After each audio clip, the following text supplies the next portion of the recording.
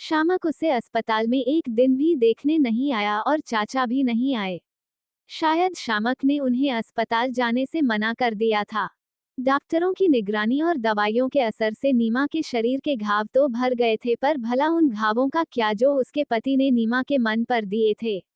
नीमा कभी हंसने लगती और कभी भी चुप हो जाती। डॉक्टरों ने नीमा को फिजिकली फिट घोषित तो कर दिया, पर कहा कि उसे किसी बात से मानसिक आघात लगा है और ये अपने मन की बात हमसे शेयर नहीं कर पा रही हैं, इसलिए एक मनोचिकित्सक के द्वारा इनके मन की बातों को बाहर निकलवाने की जरूरत है ताकि मानसिक दबाव कम रहे।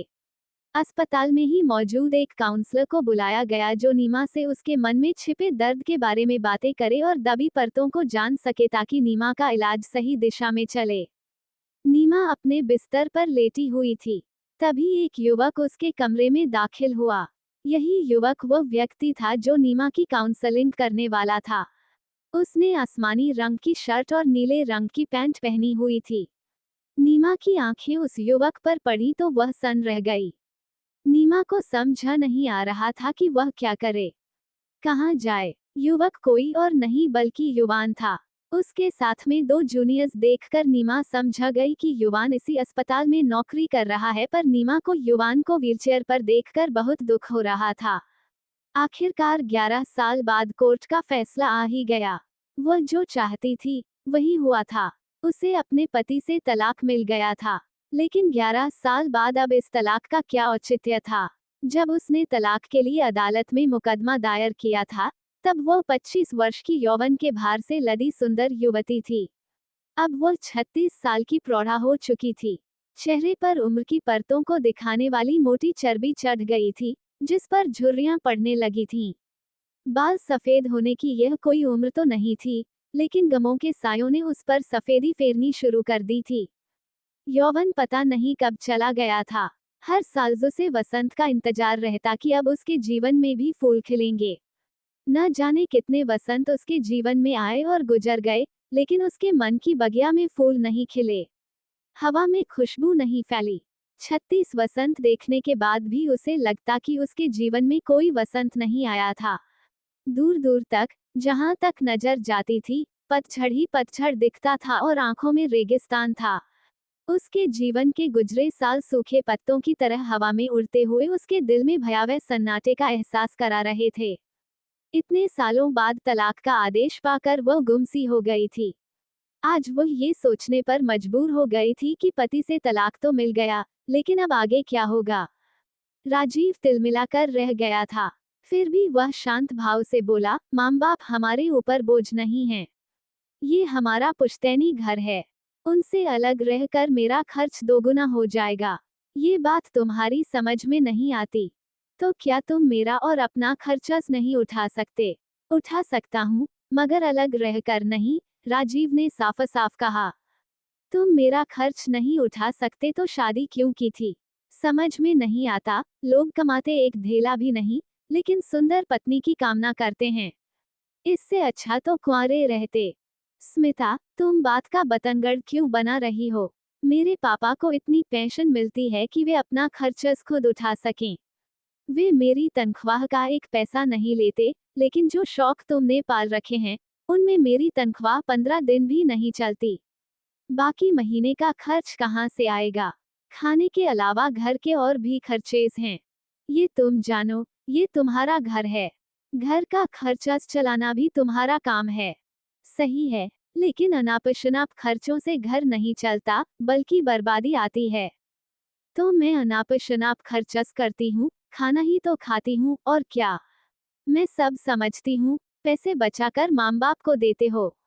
अब ऐसा नहीं चलेगा। आइंदा से तनख्वाह मेरे हाथ में रखा करोगे, तब मैं देखती हूँ घर खर्चस कैसे नहीं चलता।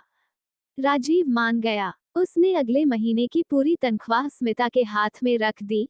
ये लो, इसमें 5,000 रुपए निकाल देना। मैंने एक पॉलिसी ले रखी है।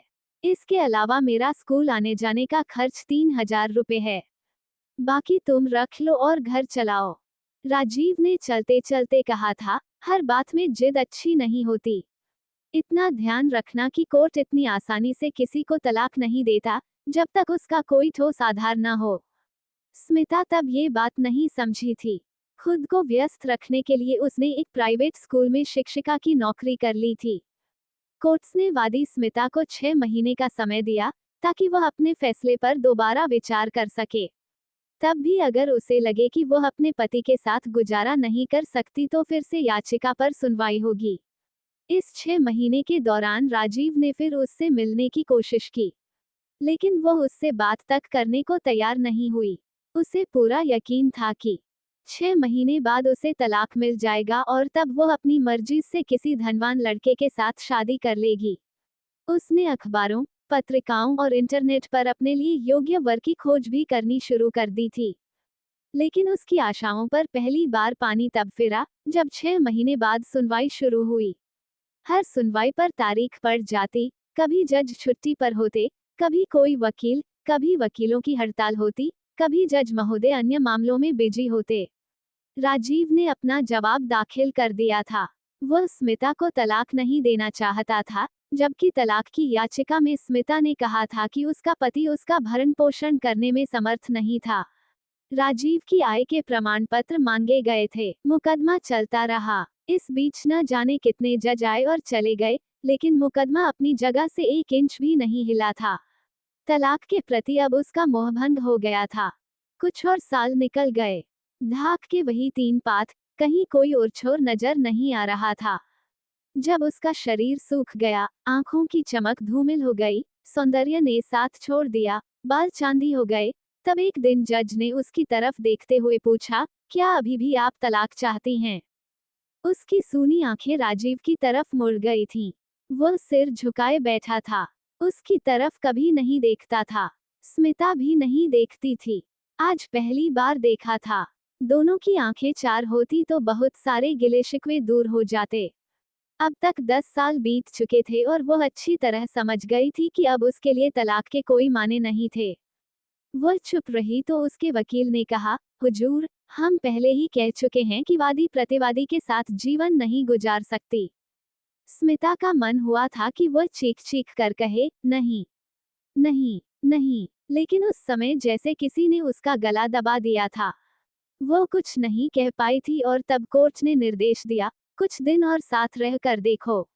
लेकिन दोनों कभी साथ नहीं रहे। दोनों ही पक्ष इस बात को कोर्ट से छिपा रहे थे।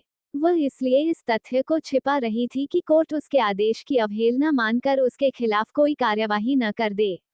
राजीव पता नहीं क्यों इस तथ्य को छिपा रहा था। संभवतया वह स्मिता की भावनाओं के कारण इस बात को कोर्ट से छिपा रहा था।